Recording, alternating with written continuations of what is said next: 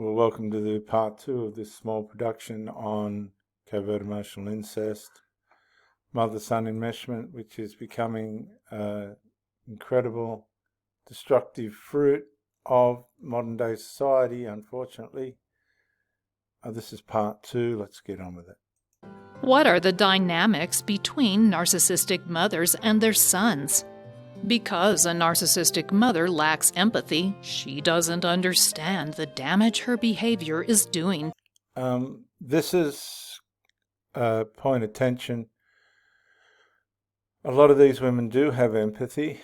I have to admit that. But it's empathy of an extreme kind. The empathy is extreme, but the lack of empathy is extreme as well. And it's very hard to interpret on the surface. It's very hard to interpret. A lot of these women work for handicapped people and this kind of thing. And I was under the impression with a couple of them that they were doing it for charity, but they weren't. They were doing it for the monetary side of it. Whether they actually would do charity or something like that, I'm not sure. But they give that impression. However, there's a deeper motive. So the empathy is there and it works. They'll put themselves in empathetic situations where they need to assist. But it's usually got some kind of self-motive and self-reward in terms of financial attached to it. It's not a charity type empathy. It's not. It's an empathy that's extreme. To her son's sense of identity. While all children suffer this way because of a narcissistic parent, a narcissistic mother's son experiences often irreparable damage to his sense of autonomy, his feelings of self-worth, and the ability to form stable relationships as an adult.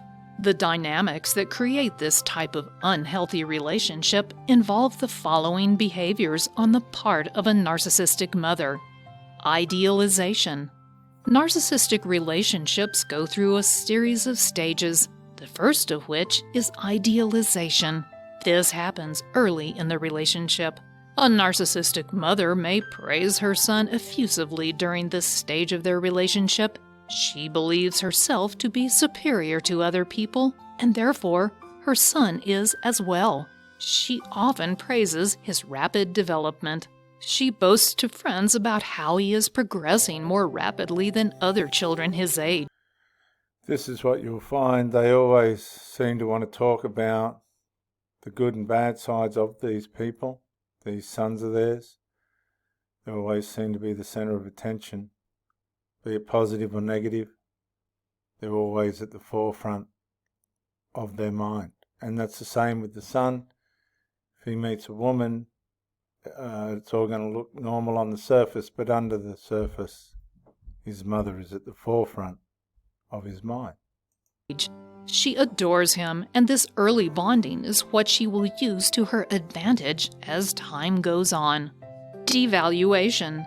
The idealization stage can't possibly last forever because a narcissist always has unrealistic expectations of any relationship in which they are involved. This includes the relationship a narcissistic mother has with her own son. When he begins to mature and challenge her authority, as is natural for children to do, she doubles down on control tactics with devaluation. She says things designed to tear down his self-esteem and make him more dependent on her. She can say some very unmotherly things, to say the least. She does this to bring her child back under her strict control. Emotional discard or neglect. The last stage of a narcissistic relationship is the discard. Between romantic partners, this results in a breakup. But between a narcissistic mother and her son, this can happen on an emotional level. She can go from being a doting, loving mother to a neglectful mother in the time span of a few seconds. And I've seen this because when they meet a man excuse me, because they've got to go outside the intimate sexless relationship that they're having with the son. They'll wipe the son. They'll wipe him like he doesn't exist. And to me, that's what's so profound, the effect that has on the child. I've seen them peeling the wallpaper off the walls, put holes in walls, strangle their mother, threaten, object,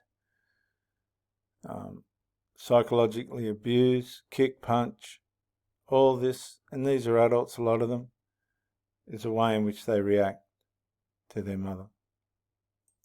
She withdraws her love in response to any perceived slight from her son. She uses this neglect as a manipulation tool to get her son to beg her to stop ignoring him. And a lot of these women won't speak up. They'll try and ride it out with passive aggression. Excuse me. But that doesn't work because it's not explaining anything or trying to deal with anything. It's just wasting time. She feels extremely powerful when she can achieve this kind of control, and she will use it again and again. Triangulation. Another manipulation tactic the narcissistic mother uses is something called triangulation. In layman's terms, this is playing both ends against the middle. Triangulation's a classic because when they come in to a relationship, these mothers, because they go out looking for sex or partnership or whatever you want to call it, they'll use the son to triangulate the relationship in a way and to create distance. There'll be some drama that's going to bring a wedge between you and the mother relative to the third person, which is triangulation, and they'll use that wedge to make space for themselves to maintain the enmeshment. The narcissistic parent will tell her son one thing and his siblings or other parents something entirely different. It is designed to undermine the relationships her son has with other family members and friends. It's an extremely destructive technique because it can even destroy an entire family. It serves the narcissist because her goal is to get her son to believe only what she says. She does this by making him feel as though he can't trust his closest family and friends. It also feeds the narcissist's ego by making her feel powerful. She sees how easy it is to play the puppet master and get everyone to do what she wants. Additionally, she feels superior in intelligence, in that she can cause all of this to happen without anyone realizing what she is doing. The Oedipus complex and a son's seduction. Just before we go on to that, this grandiose sensation that the mother gets from the son giving her this connection, this emotional ancestral connection, becomes addictive, and they will return to it as their primary source of security. Freud first identified the Oedipus complex in young boys. The idea is that your opposite-sex parent is your first exposure to sexual excitement. It typically occurs in young children who feel a sense of arousal from their opposite-sex parent. Freud applied this initially to boys and identified a similar complex, the Electra complex, in girls. The narcissistic mother can use this psychological phenomenon to seduce her own son, even if it is only on an emotional level. She may purposefully sexualize her relationship with her son and act inappropriately in her behavior, appearance, and language.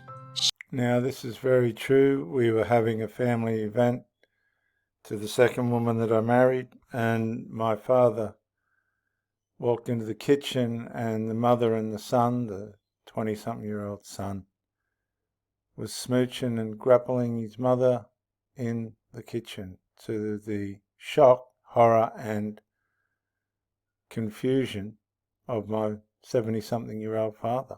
She is effectively grooming her son to become a replacement spouse.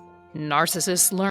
This happens all the time. They groom them to become their little husband or their replacement spouse. So when a man comes along and tries to have a relationship with one of these people, you're not going to, because the woman's already in a relationship with the son, a sexless one. You're just an instrument for sex.